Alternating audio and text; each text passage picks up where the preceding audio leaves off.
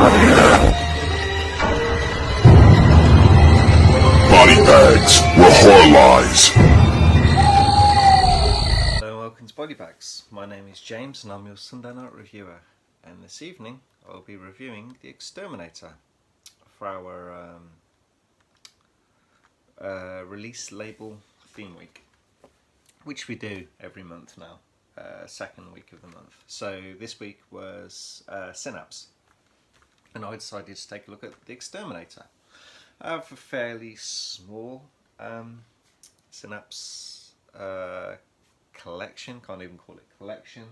It is Django the Bastard, Mosquito, Street Trash, and this.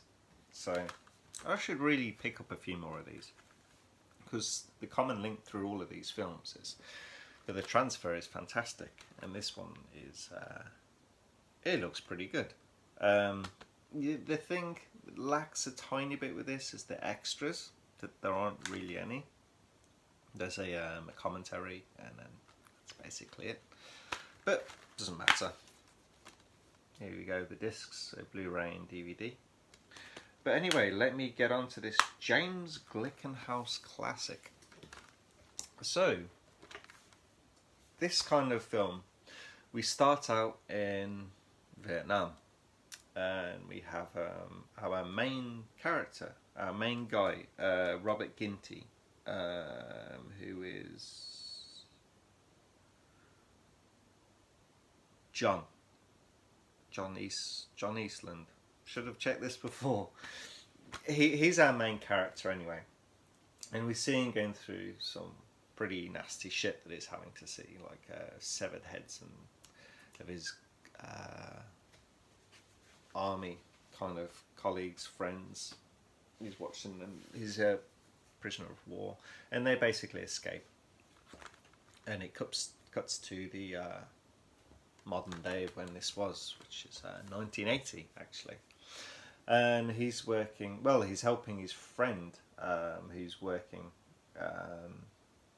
and then moving alcohol, I think it is, beer, and there's this gang of thugs and they're stealing beer, so they kind of beat the thugs up and all good. But his best friend actually gets jumped, beaten pretty badly and taken to hospital basically, and life-changing. He's messed up, so he exacts revenge on this gang that kind of almost killed his best friend, and then something snaps inside him, like when you see him kill the first one, he's like kind of shocked what he's done. It's like, I don't know if he didn't think he was going to go through with it or something like that. He kind of had that kind of look on his face, and then yeah, something clicks, something snaps inside him, and he exacts revenge and basically kills the rest of this gang. And then from then on, it's becoming a vigilante. People that have done wrong, he will kind of track them down and kill them. There's this seedy kind of sex hotel place where this guy he gets women and abducts women and men and gets them for these sick sadistic twist fuckers to have their sexual kind of fun with.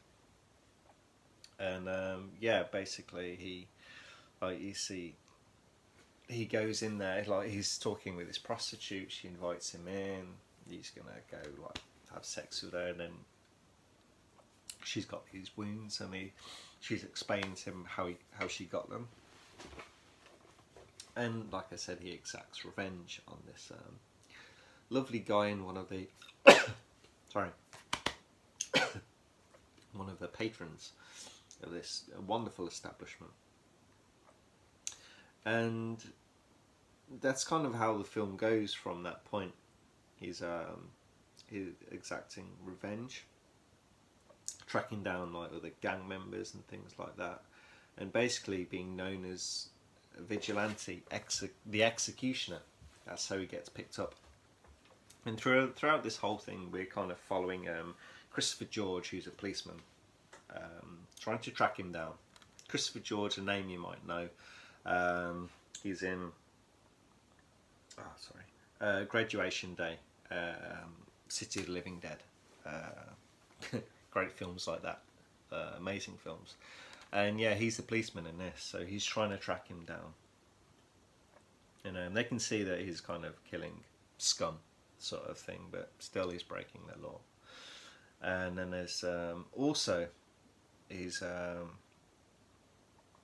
kills this kingpin as well. This guy, kind of quite amusing way, like what he does with him, meat grinder thing. And yeah, he's basically starting to piss off a lot of people. And then you have the oh, it's not the mayor. Shit, who is it? It's some. It's to do the political ring, and they're like, this is not a good thing that this is going on. We need this problem gone, and we don't need it arrested. We need the problem dead. So there's this big meet up at the end. They're trying to track him down as well as the police. Yeah, this big kind of hoo-ha at the end, and yeah, I won't give this one away. Let's leave it at that. So, I really enjoy this film. I think this one is great. It's our main guy, John Eastland. Oh yeah, that is the character's name. Yeah, John Eastland is on the back. Why didn't I read that? So Robert Ginty. He's kind of like I kind of like him. He's quite a charming guy. He doesn't come across as this like tough man, but he comes across as someone who can handle himself, but someone that genuinely you could see that could snap or something like that. And so he's really good. There's the love interest of Christopher George, sorry. Oh, what's her name? I can't remember. Is it on the back? But it's not. Oh, she's she's from The Brood. Anyway, she's the wife and the mother from The Brood.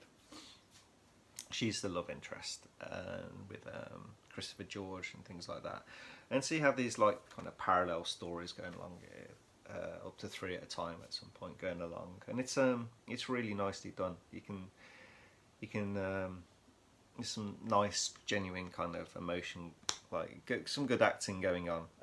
You can kind of feel Ginty's pain when he's seeing what's happening to his friend, his best friend, like being in the hospital and what was doing to the family and things like that. And I like how he kind of snaps. And the more he kills, the less he feels. It's like, he even makes the comment at one point that it's doesn't feel like anything. It's like just, I can't remember what he said now, but it's kind of just like a job. He's just going through the routines, killing people. It's no problem.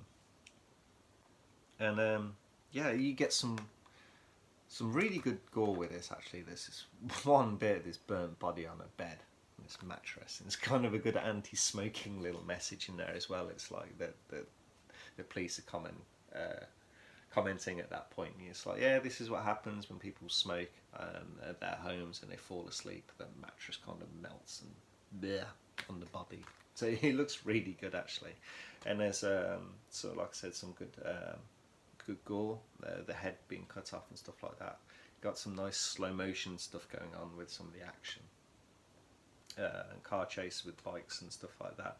And this is a really great action exploitation film from like right at the start of the 80s. Like I said, it's really enjoyable. Director's cut. I hate think of any films that get cut. It's like, if those are the only versions you've seen. Living in the UK, being born in 1980, I know only too well what it's like watching cut films. It's a shit experience. Yeah, you really feel like you're missing out. So it's great that this got the director's cut, the unrated director's cut. I think yeah, this is one of the earlier Blu-ray titles for Arrow as well. I don't know what the transfer difference is. I don't know what the extras are on the Arrow one. I mean, it's unusual. My largest collection is Arrow, but I got this one from Synapse. Anyway, I highly recommend this. I did have a quick look. I don't know if this is like out of print or something, but it seems a little bit tricky to find now, and when you do, it's kind of a bit of a price to it, which is yeah, it's just how it is. These things go out of print quite quickly when they're popular. I guess this one has been around quite a long time actually by Synapse. Wow. Yeah, 2011. Okay, probably why it's kind of a bit tricky to find now. But anyway, hope you enjoyed this review. Highly recommend this film, and check out anything on the Synapse label. Great company. Okay, thank you very much. Goodbye.